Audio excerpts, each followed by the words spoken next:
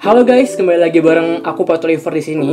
Jadi, pada video kali ini aku sebagai mahasiswa Undip ingin memberikan informasi tentang seleksi ujian mandiri Universitas Diponegoro tahun 2021. Undip 2021 ini merupakan salah satu ujian mandiri yang paling diminati oleh calon-calon mahasiswa yang ingin masuk ke perguruan tinggi negeri. Jadi, aku akan memberikan informasi kepada kalian tentang ujian mandiri Universitas Diponegoro. Detailnya seperti apa, tipsnya seperti apa, dan aku juga sudah mengumpulkan beberapa pertanyaan-pertanyaan yang sering kalian tanyakan melalui DM Instagramku ataupun di kolom komentar YouTube. Jadi buat kalian semua, jangan lupa untuk tonton video ini sampai habis karena aku bakal memberikan informasi-informasi sedetail-detailnya agar kalian juga bisa lolos di ujian mandiri Undip tahun 2021 ini. Dan jangan lupa juga nih untuk selalu support channel ini dengan cara klik tombol like, komen, dan juga subscribe di tombol merah yang di bawah sini.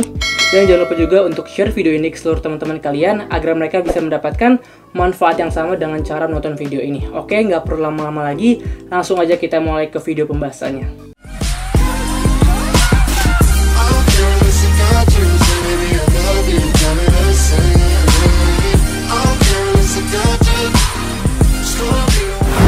Oke guys, nah jadi hari ini aku akan langsung memberikan informasi tentang ujian mandiri Universitas Diponegoro tahun 2021. Berhubung ini sudah bulan Mei dan bentar lagi bakal pengumuman SBMPTN. Siapa sih yang nggak pengen lulus SBMPTN? Tapi bagaimanapun kita harus mempersiapkan jika kita tidak diterima SBMPTN. Berarti kita harus mempersiapkan untuk ujian mandiri. Salah satunya ujian mandiri Undip 2021. Undip memberikan informasi bahwa mereka membuka kesempatan kepada calon mahasiswa sebanyak 5.089 kursi untuk di jalur seleksi mandiri 2021 yang terbagi 4.600-an kursi untuk UM reguler dan juga sekitar 403 kursi untuk yang jalur IUP. Nah, banyak banget bukan? Jadi aku berharap kalian bisa menempati salah satu kursi ini untuk menjadi bagian keluarga besar Universitas Diponegoro. Aku udah baca-baca di web Undip dan nggak ada yang perbedaan jauh tiap tahunnya, khususnya untuk yang jalur S1 ataupun tingkat sarjana. Nah, untuk persyaratan umumnya itu simpelnya gini aja, yaitu kalian adalah siswa baik SMA, SMK, dan ataupun yang setara dengan lulusan paket C yang lulusan tahun 2019, 2020, dan pastinya yang terbaru yaitu 2021.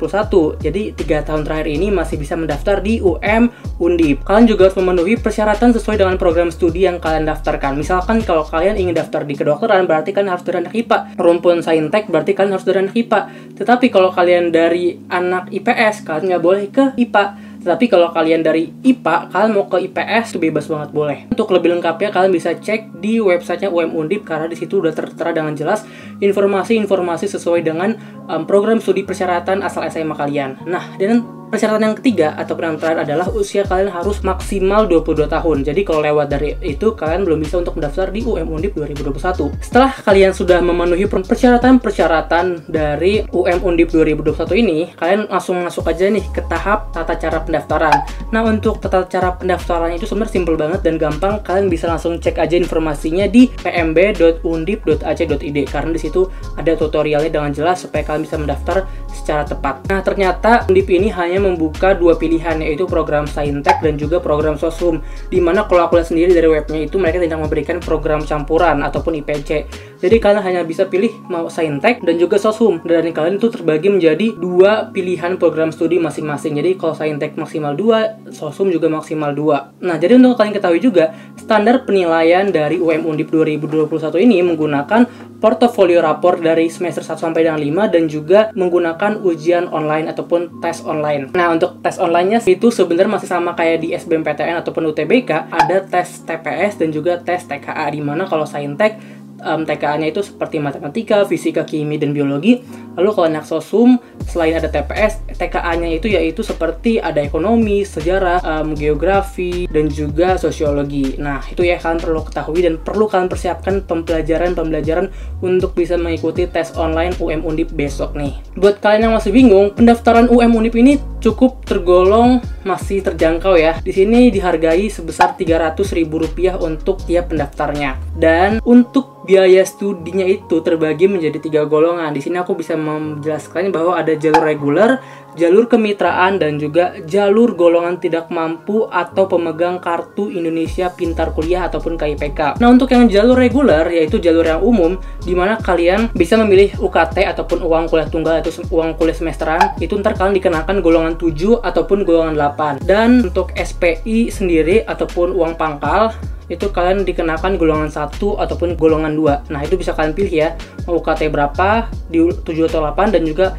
SPI kalian mau di golongan 1 ataupun di golongan 2. Untuk jalur kemitraan sendiri itu, yaitu pembayaran meliputi UKT golongan 8 dan melakukan pengisian SPI di atas nilai SPI golongan 2. Jadi misalkan SPI golongan 2 itu 50 juta, berarti kalian harus tulis sendiri SPI yang ingin kalian tulis itu berapa, kalian bayarkan berapa, kayak gitu. Dan jalur terakhir yaitu adalah jalur golongan tidak mampu ataupun KIPK. Undip menerima jalur KIPK dan semua memiliki kesempatan yang sama untuk bisa lolos. Dan untuk pembayarannya itu sudah sesuai dengan regulasi dari KIPK itu sendiri. Jadi kalian tidak perlu membayar uang pangkal, dan untuk UKT akan disesuaikan dengan regulasi KIPK itu sendiri. Nah, jadi itu biaya-biaya yang perlu kalian bayar sesuai dengan jalur yang ingin kalian pilih masing-masing. Ada jalur reguler, jalur kemitraan, dan juga jalur KIPK.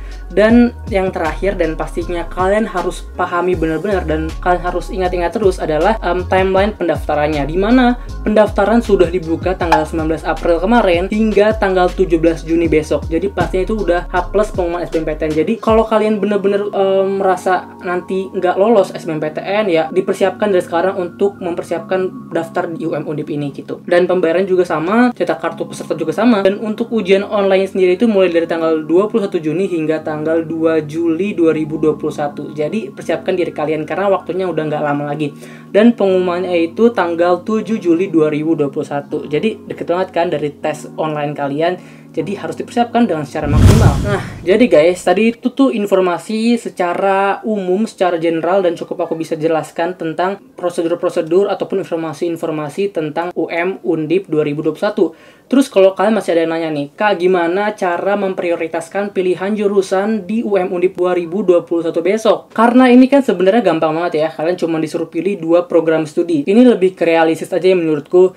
Jadi pilihan satu tetap pilih yang grade-nya lebih tinggi dari pilihan yang kedua.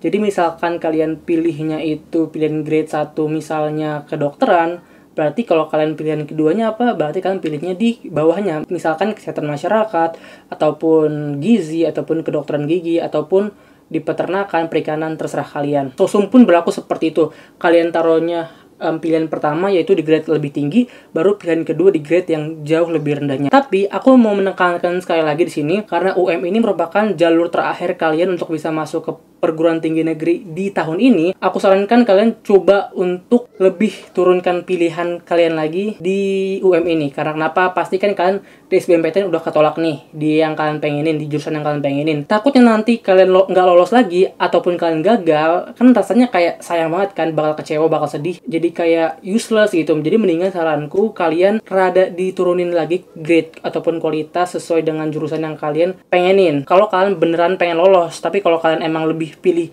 enjoy di jurusannya, it's okay, kalian tetap kejar sesuai dengan apa yang kalian pengen jurusannya kayak gitu. Nah, itu aja tips untuk pilih jurusan di UM Undip 2021 besok. Dan terakhir aku pengen coba nih menjawab beberapa pertanyaan-pertanyaan yang sering ditanyakan kepadaku di DM Instagram ataupun di kolom komentar YouTube dan platform-platform lainnya. Di sini sebenarnya udah sering aku jawabin, tapi aku mau jawab aja yang lebih general dan yang paling sering ditanyain.